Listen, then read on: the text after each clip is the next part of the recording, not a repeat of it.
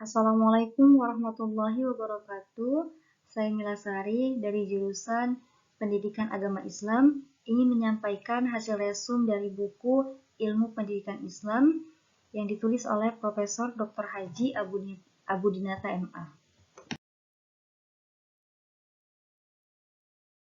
Pertama, pengertian pendidikan Islam.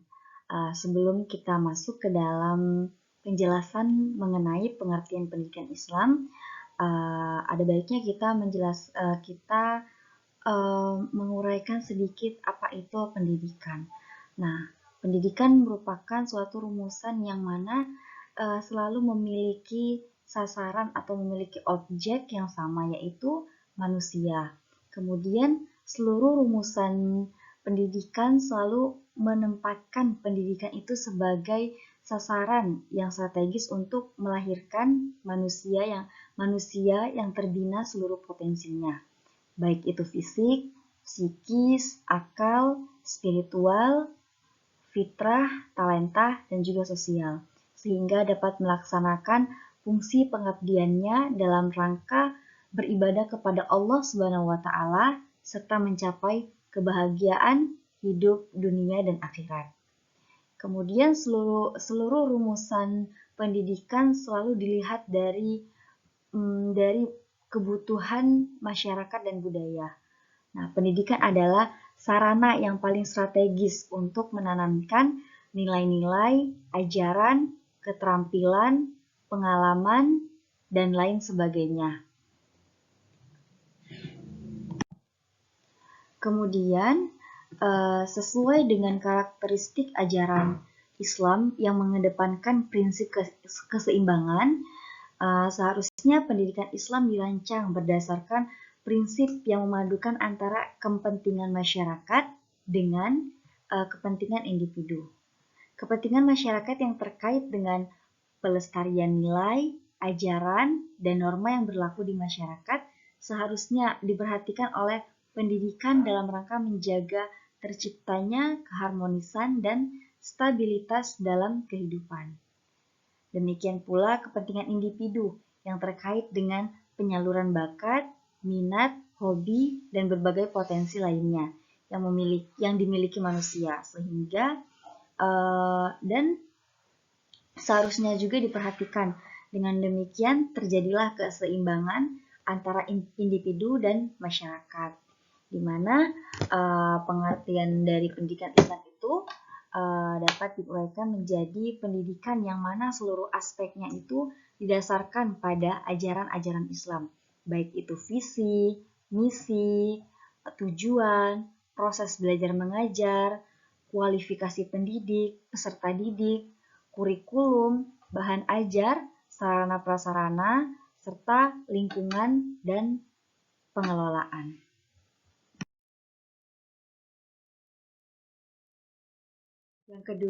Yang kedua, visi pendidikan Islam. Adapun visi pendidikan Islam yaitu menjadikan pendidikan Islam sebagai peranata yang kuat, berwibawa, efektif, dan kredibel dalam mewujudkan cita-cita ajaran Islam. Visi ini harus dipahami, diamalkan atau dilakukan oleh seluruh unsur yang terlibat. Misalnya dalam sekolah, kepala sekolah, wakil kepala sekolah, para guru, staf administrasi, serta siswa-siswa atau murid-murid hendaknya melaksanakan atau mengamalkan visi ini, sehingga visi ini akan menjiwai seluruh pola pikir atau mindset, kemudian tindakan, dan juga kebijakan pengelolaan pendidikan. Nah, setelah visi ini sudah menjadi pola pikir atau mindset bagi para siswa atau para pengurus di sekolah tersebut, maka visi ini akan menjadi budaya atau kultur yang hidup dan dapat dirasakan manfaatnya oleh seluruh pihak, dan dapat membedakannya dengan budaya yang terdapat dalam sekolah-sekolah lainnya.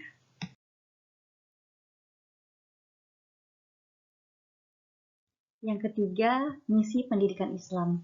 Adapun misi pendidikan Islam yaitu yang pertama melaksanakan program pendidikan anak usia dini, yang kedua belajar sepanjang hayat, yang ketiga melaksanakan program wajib belajar, yang keempat mengangkat harkat martabat manusia sebagai khalifah, yang kelima mengeluarkan manusia dari kehidupan kegelapan kepada kehidupan terang benderang. Yang keenam, menyadarkan manusia agar tidak berbuat kerusakan di bumi. Yang ketujuh, mendorong kesadaran umat untuk melakukan kegiatan belajar mengajar. Yang kedelapan, menyelamatkan manusia dari pertikaian. Yang ketujuh, pencerahan batin agar sehat rohani dan jasmani. Dan yang terakhir, memberantas sikap jahiliyah.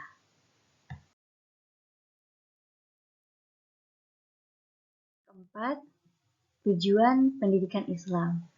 Adapun tujuan pendidikan Islam yaitu yang pertama ikhlas semata-mata karena Allah Ta'ala, yang kedua terbinanya bakat dan potensi manusia sesuai dengan nilai-nilai ajaran Islam hingga dapat melaksanakan fungsinya sebagai khalifah di bumi, dan yang ketiga menanamkan takwa serta akhlak dan menegakkan kebenaran dalam rangka membentuk manusia yang berpribadian dan berbudi luhur.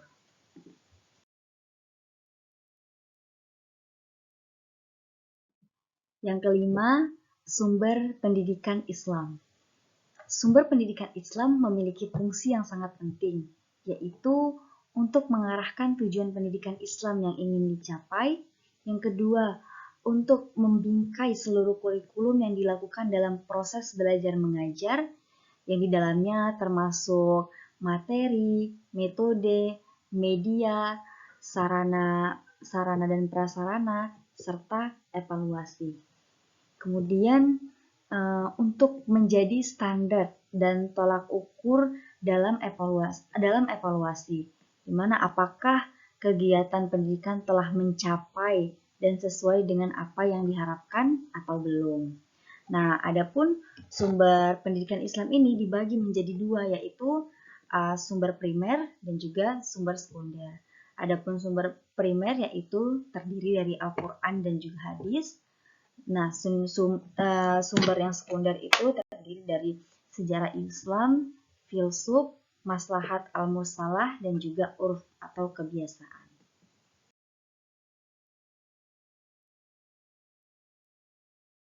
Yang keenam, dasar-dasar pendidikan Islam. Pendidikan layaknya atau diumpamakan sebagai bangunan, di mana memerlukan dasar-dasar atau fondasi yang kuat, agar bangunan atau pendidikan tersebut dapat berdiri kukuh dan berdaya guna bagi pembinaan sumber daya manusia. Nah, dasar-dasar pendidikan Islam ini juga dibagi menjadi tiga, terdiri dari dasar keagamaan atau religius, kemudian dasar ilmu pengetahuan, dan dasar ilmu filsafat Islam. Nah, dasar ilmu religius ini atau keagamaan bersumber dari Al-Quran dan hadis, kemudian dasar filsafat bersumber dari pemikiran filsafat, dan yang ketiga, dasar ilmu pengetahuan itu bersumber atau berasal dari hasil penelitian terhadap fenomena alam atau fenomena sosial. Selanjutnya, dasar keagamaan ini berfungsi untuk memberikan nilai keimanan dan akhlak bagi kegiatan pendidikan.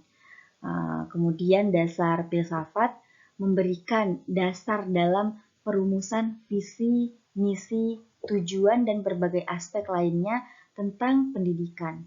Dan yang terakhir, dasar ilmu pengetahuan dapat memberikan masukan bagi penyusunan berbagai komponen pendidikan.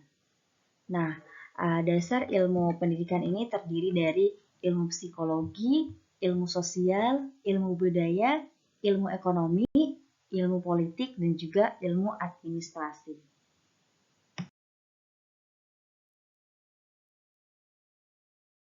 Selanjutnya, kurikulum pendidikan Islam.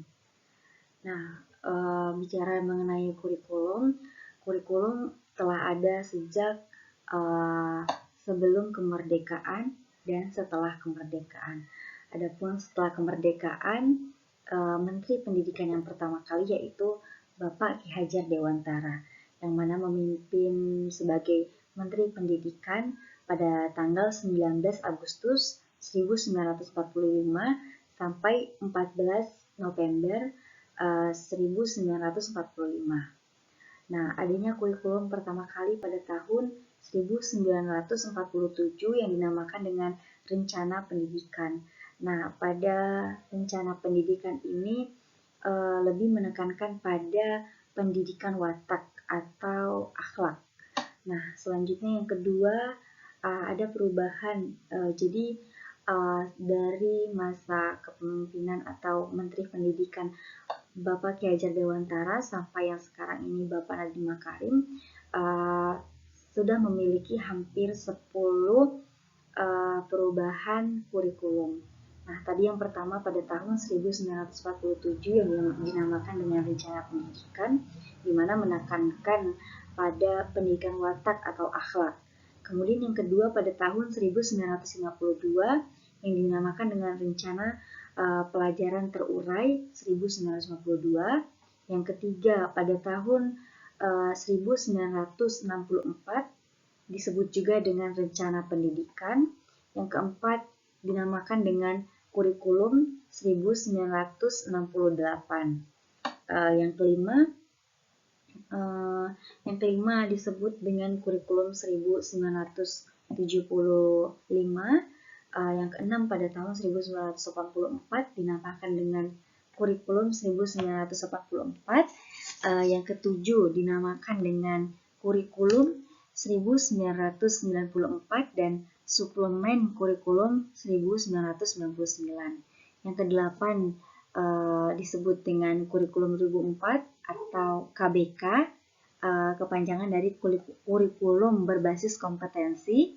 Yang kesembilan, Kurikulum 2006 yang sering kita dengar dengan istilah KTSP, yaitu kurikulum tingkat satuan pendidikan. Nah, di sini pada tingkat KTSP ini guru mengembangkan sendiri silabus serta rencana pembelajaran. Kemudian yang ke-10 atau yang terakhir ini yaitu Kurikulum 2013. Nah, Kurikulum 2013 ini memiliki 3 aspek. Yang pertama, yang terdiri dari aspek yang dimiliki oleh taksonomi Bloom, yaitu aspek pengetahuan atau kognitif. Yang kedua, aspek keterampilan yaitu psikomotorik dan aspek sikap atau afektif. Nah, di 2013 ini kemudian diperbarui lagi atau disempurnakan pada tahun 2015 yang mana ada memiliki 4 KD. Yang pertama yaitu olah hati, olah rasa, olah pikir, dan olahraga. Yang olah hati itu disebut dengan sifat afektif, yang olah rasa itu juga afektif masuk ke sosial. Yang ketiga olah pikir kognitif, dan yang keempat olahraga yaitu psikomotorik. Adapun kurikulum pendidikan Islam, adapun kurikulum pendidikan ini terdiri dari yang pertama itu ada 4. Yang pertama tujuan, isi, yang ketiga metode dan proses belajar, dan terakhir evaluasi.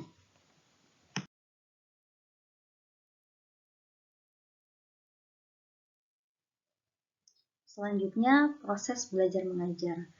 Proses belajar mengajar ini memiliki 5, yaitu yang pertama di awal menentukan tujuan belajar mengajar. Yang kedua menentukan pendekatan dalam proses belajar mengajar. Yang ketiga menentukan metode pengajaran yang akan digunakan ketika akan mengajar. Yang keempat menentukan teknik apa yang akan digunakan untuk mengajar. Yang terakhir menggunakan taktik.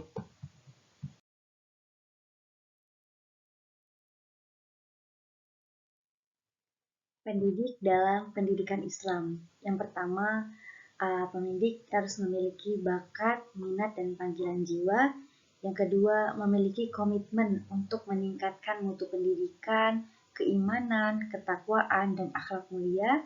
Yang ketiga, memiliki kualifikasi akademik dan latar belakang sesuai dengan bidang tugas. Yang keempat, memiliki tanggung jawab. Yang kelima, memiliki kesempatan untuk mengembangkan keprofesionalan. Yang keenam, memiliki organisasi profesi yang mempunyai kewenangan mengatur hal-hal yang berkaitan dengan tugas keprofesionalan guru.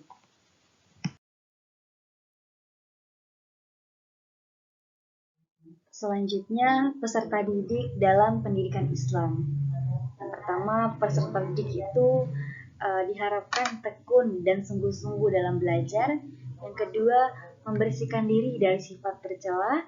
Yang ketiga, memiliki niat yang mulia. Yang keempat, meninggalkan kesibukan duniawi. Yang kelima, menjalin hubungan baik dengan guru. Yang keenam, menyenangkan hati guru. Yang ketujuh, menunjukkan sikap sopan dan santun kepada guru. Yang kedelapan, memilih waktu belajar yang tepat. Yang kesembilan, memuliakan guru. Yang kesepuluh, menjaga rahasia guru. Yang ke-11, memelihara persaudaraan dan persahabatan. Dan yang terakhir, belajar sepanjang hayat.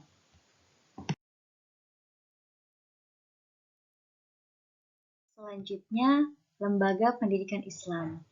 Adapun lembaga pendidikan Islam dapat dilakukan yang pertama di rumah, masjid dan sufa, al-kutab atau TPA, madrasah, al-zawiyah, ribat, al-marisan, al-qusur atau istana, di toko buku, sanggar sastra, al-badiyah, dan al-maktabah. Selanjutnya, lingkungan pendidikan. Lingkungan pendidikan merupakan salah satu komponen pendidikan yang sangat menarik perhatian para ahli untuk mengkajinya, di mana lingkungan pendidikan ini telah menimbulkan atau memunculkan 3 aliran pendidikan, yaitu aliran empirisme yang mana mengagung-agungkan peranan lingkungan, yang kedua nativisme yang kurang peduli kepada peranan lingkungan, dan konvergensi yang mementingkan lingkungan dan pembawaan dari dalam diri manusia.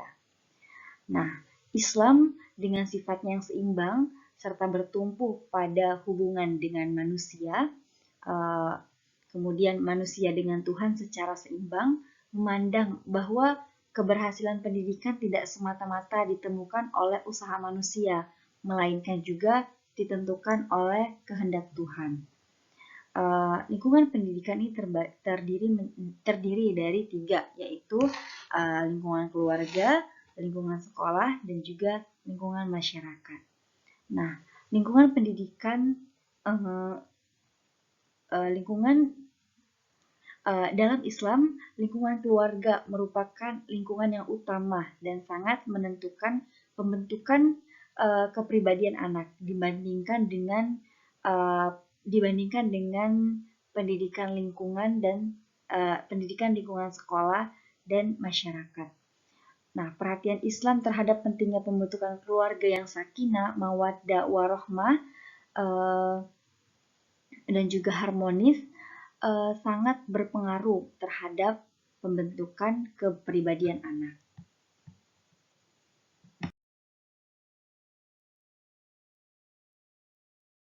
Yang terakhir, evaluasi pendidikan.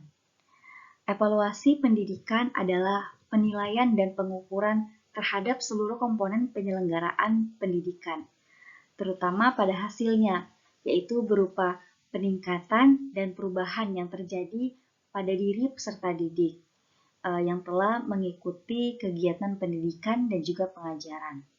Nah, hasil evaluasi ini diperlukan untuk kegiatan peningkatan dan pengembangan siswa. Dalam Islam, evaluasi sangat diperlukan dengan tujuan untuk memberikan pelayanan yang terbaik bagi peserta didik, juga dalam rangka untuk meningkatkan dan mengembangkan pendidikan agar berjalan sesuai dengan zamannya. Nah, evaluasi pendidikan ini memiliki beberapa jenis, yaitu evaluasi formatif, evaluasi sumatif, evaluasi placement, dan evaluasi diagnosis. Adapun evaluasi formatif ditujukan untuk mengetahui hasil belajar setiap kali selesai melaksanakan kegiatan belajar mengajar. Adapun evaluasi sumatif ditujukan untuk mengetahui hasil kegiatan belajar dalam satu semester atau catur bulan.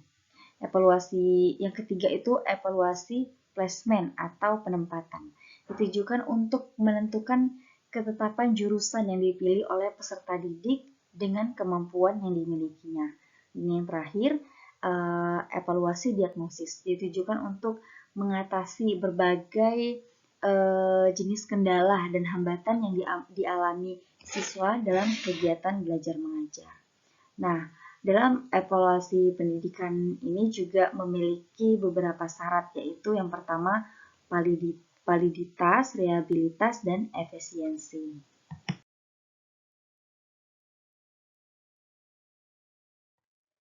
Demikian hasil resum yang dapat saya sampaikan dari buku Ilmu Pendidikan Islam yang ditulis oleh Profesor Dr. Haji Abudinata MA. Jika terdapat kesalahan, saya mohon maaf. Wassalamualaikum warahmatullahi wabarakatuh.